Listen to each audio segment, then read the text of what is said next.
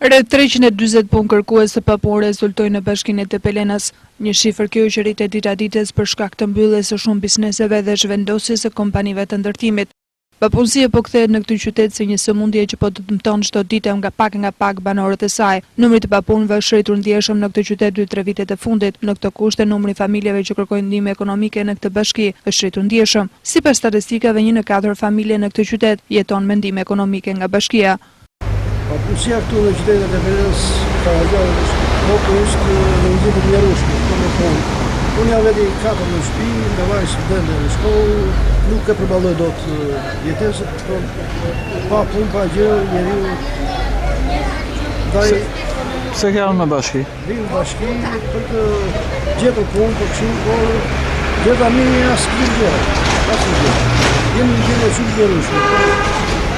S'ka as punë, as gjë, as një fabrikë, as një uzinë, as një gjë kështu për. Po, të ditë aty, jena. Nga kjo, nuk di si bëjnë, nuk di si dhe projnë, këtonë. Kjo është i gjithë problemi, ku të përplasemi, qatë të bëjnë. Ku jeni në punë apo jo? Jo. Sa kohë keni që jeni pa punë? Mos them. Ja 5 vjet po atë.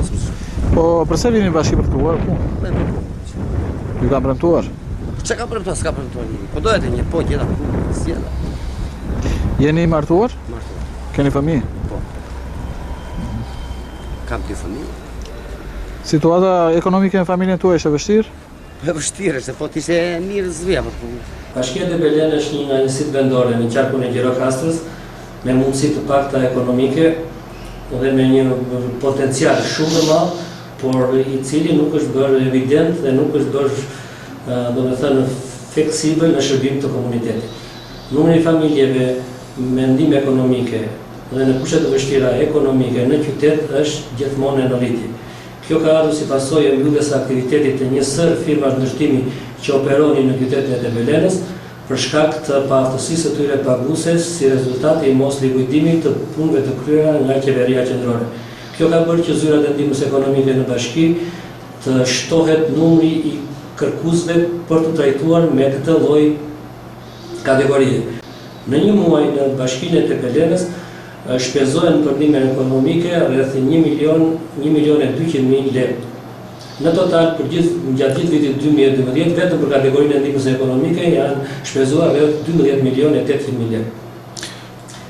Një faktor tjetër i rëndësishëm që ka ndikuar në rritjen e varfërisë në qytet dhe në mos punësimin e njerëzve është edhe se vetë bashkia me mundësitë e pakta ekonomike nuk ka arritur dot që të krijojë vende të reja pune dhe të japi një zhvillim dhe një impuls të ri qytetit.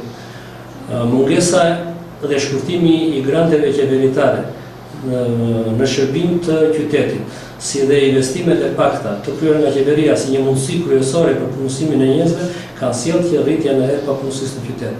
Gjendja në qytet është alarmante në drejtim të varfërisë, për dhe faktin se edhe mundësitë dhe potencialet për punësim janë shumë të pakta.